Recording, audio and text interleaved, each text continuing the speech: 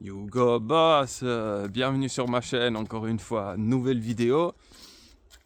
Alors, aujourd'hui on va parler d'un autre sujet de société qui fait bien couler de l'encre, ou bien, qui fait bien taper sur le clavier, que ce soit du téléphone ou d'un ordinateur. La Gen Z, la fameuse Gen Z dont tout le monde parle en continu, que ce soit en bien ou en mal.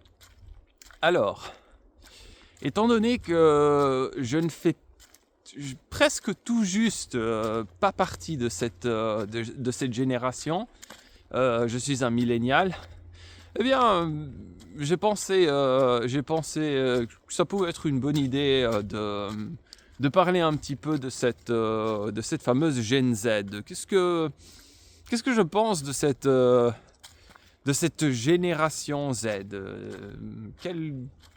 Qu'est-ce qu'on peut en tirer? Eh bien, sincèrement, je ne la vois pas forcément d'une façon aussi négative que certains voudraient qu'on la voie. C'est vrai que, en les observant, je me rends surtout compte, qu'ils font preuve souvent d'une extrême fragilité.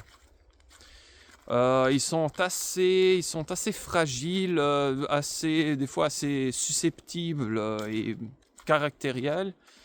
Mais la raison pour laquelle je dis ça, c'est pas juste par envie de les dénigrer, mais plutôt pour essayer de comprendre pourquoi ils en sont arrivés là. Il faut savoir que la Gen Z, c'est un peu... ça a déjà commencé avec ma génération, hein, avec les milléniaux, mais c'est la génération Z et puis celle d'après l'alpha, je pense que ce sera encore plus marqué. Je dirais que c'est la parfaite génération désenchantée que chantait il n'y a pas longtemps Mylène Farmer, pour ceux qui connaissent la chanson Désenchantée.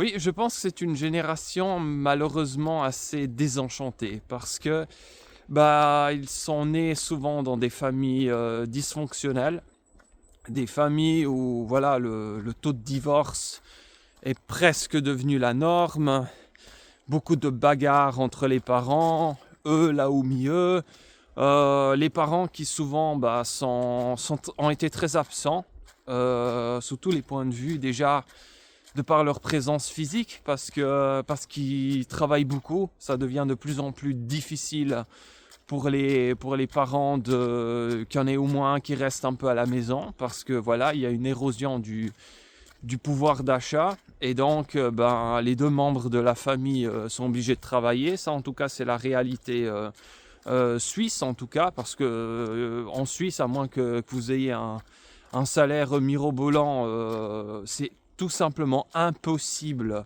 qu'il y ait un seul membre de la famille qui travaille. Le coût de la vie est beaucoup trop cher, il est beaucoup trop haut. Et donc, il y a beaucoup de ces enfants qui sont restés tout seuls à la maison. Et puis les parents n'ont pas juste été indisponibles au niveau de la présence physique, ils ont été surtout émotionnellement indisponibles. Parce que quand ils sont arrivés le soir, ils étaient déjà fatigués, ils n'avaient pas envie de passer des heures à parler et à répondre aux sollicitations des enfants.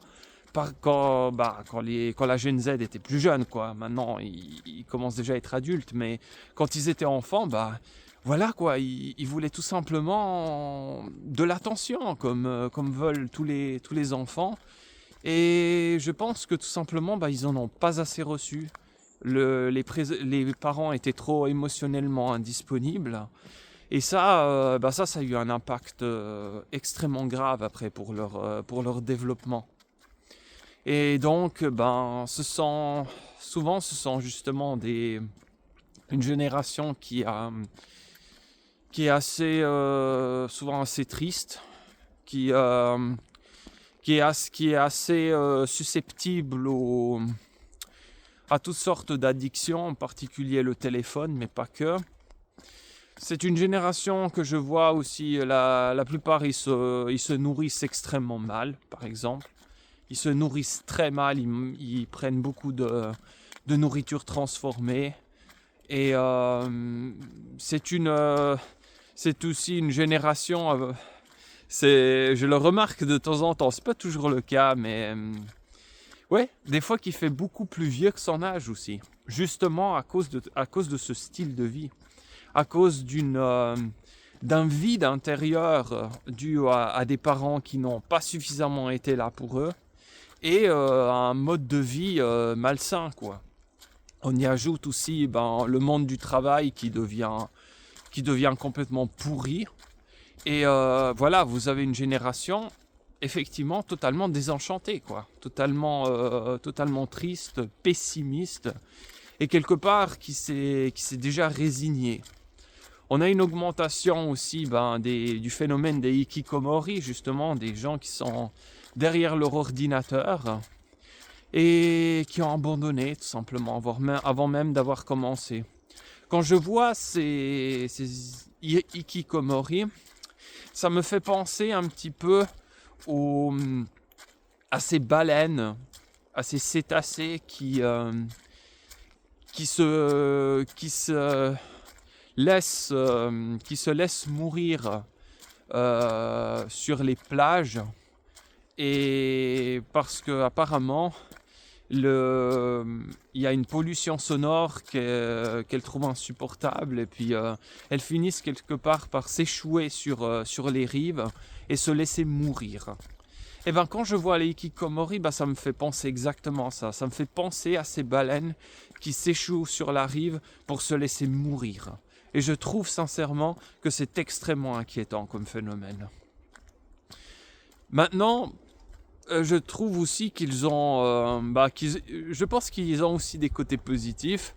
Un de ces côtés positifs, c'est certainement déjà qu'ils sont arrivés quand... on peut dire comme ça, quand toute la merde était déjà là. Par rapport aux milléniaux qui, eux, étaient vraiment au moment de la transition. Donc la transition entre le vieux monde, celui des boomers et de la génération X, et celui d'aujourd'hui, qui arrivait à peu près à partir de 2008, après la crise des subprimes.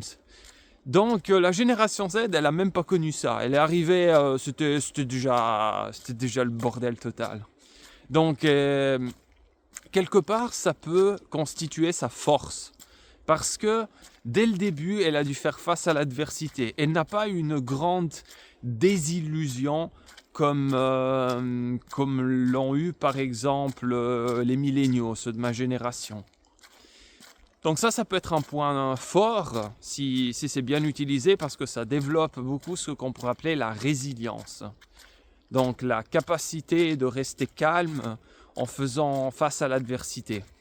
Le deuxième point que j'aime bien de cette génération, c'est leur attitude face au travail. Ah oui, moi je l'adore. Ah oui, je l'adore. Parce que c'est sa première génération qui enfreint tout. Elle n'a pas envie de bosser, elle ne vient pas bosser. On lui dit d'envoyer toute la paperasse, le CV, la lettre de motivation qu'on devrait appeler la lettre d'hypocrisie, parce qu'alors vraiment, je veux dire, mais c'est tellement... Ils cassent toute cette hypocrisie, c'est ça que j'adore. Ils disent, mais arrêtez vos conneries, arrêtez de venir nous parler de motivation et tout. Qu'est-ce qui nous motive à travailler? Mais le fric et rien d'autre, voilà ce qui nous motive à travailler. Et c'est vrai, et tout ça c'est vrai, tout ce jeu maintenant, toute cette comédie, grâce à eux, il commence à s'écrouler. Et j'ai envie de dire que c'était vraiment temps. Donc moi qui suis un millénial, justement, j'aime bien, je suis plus génération Z de ce côté-là. Je trouve qu'ils ont raison de réagir comme ça, ou bien aussi de partir subitement comme ça. Moi, je les félicite. Moi, je les félicite pour ça, et je les encourage même à continuer. Parce que franchement, le monde du travail aujourd'hui, c'est devenu n'importe quoi. Mais vraiment n'importe quoi. Et ils ont bien raison de réagir et de dire, si vous nous traitez comme des esclaves, on va vous envoyer paître. Et ils ont bien raison. Et puis en plus, Alors, il y en a même certains apparemment qui, lorsqu'on leur demande d'envoyer le CV, ils envoient une photo de leur frigo vide. J'ai adoré ça, j'ai juste éclaté de rire quand j'ai vu ça. Ils ont bien raison. Franchement, pour ça, je les félicite. Pour ça, je les félicite parce qu'en plus, dans la plupart des boîtes, surtout du secteur tertiaire maintenant, qu'on a en Europe, mais la plupart de ces boîtes, elles servent à rien. Elles ont aucune fonction indispensable dans cette société. Et encore, ils viennent nous emmerder. Et encore, ils viennent nous dire qu'on doit être motivé, qu'il faut qu'on ait telle et telle valeur. Des valeurs de quoi? T'es juste pote avec le PDG, c'est bien, t'es pas pote avec lui, t'as rien compris à la vie. Et là, la Gen Z, elle transgresse tout. Et là, la Gen Z, elle décide qu'elle va envoyer chier tout ça pour de bon. Et moi, je la félicite. Donc, non, pour résumer, je n'ai pas un aussi mauvais regard, je n'ai pas un regard aussi critique envers la Gen Z que peuvent l'avoir d'autres. Simplement, de temps en temps, il faut aussi peut-être faire un petit peu attention à comment on utilise cette énergie de révolte. Parce que maintenant, apparemment, il y a plusieurs soulèvements, par exemple au Népal, ou Madagascar, ou Maroc, de cette génération Z.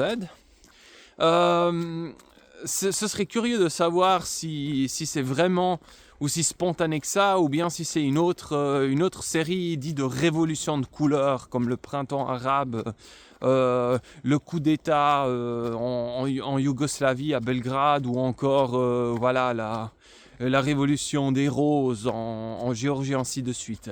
Est-ce que c'est apparenté à ces mouvements ou pas? Est-ce que c'est les mêmes bailleurs de fonds?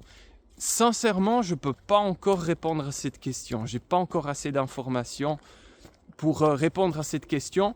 Mais si vous en avez, si vous voulez mettre en commentaire volontiers, je vous lis volontiers. Donc je ne sais pas trop si c'est vraiment si spontané que ça. Est-ce que ça va changer quelque chose? Malheureusement, je ne sais pas. Parce que vous pouvez changer une pièce de la machine, mais vous n'allez pas enlever la machine en entier. Vous voyez ce que je veux dire? Vous pouvez enlever un président qui est mauvais, mais celui qui va arriver après, il fait partie du même système. Donc vous avez éliminé la personne, mais pas le système qui régit tout ça. Je ne sais pas si ça va vraiment donner un résultat très concluant. Mais j'apprécie beaucoup le courage et quelque part le côté un peu effronté de cette génération. Je ne la juge pas si négativement que ça. Donc moi le seul message que j'ai pour cette génération, c'est que je lui souhaite bien du courage. Et je lui souhaite justement de ne pas se laisser faire comme se sont laissés faire les générations précédentes jusqu'à la mienne. Néanmoins, voilà quoi, l'ennemi est dans l'excès, donc attention à ce que ce côté rebelle ne se retourne pas contre vous, parce que là, vous pourriez en subir les dégâts. Attention donc à la manière dont vous utilisez cette capacité de rébellion. Mais sinon, moi je suis plutôt content de cette génération. Je pense qu'elle a beaucoup de potentiel. Et voilà, je lui souhaite tout le mieux. Je lui souhaite de réussir. Et je vous dis à bientôt. Si vous aimez cette vidéo, mettez un pouce vers le haut, partagez-la, inscrivez-vous à la chaîne et on se voit à la prochaine. Bonne journée.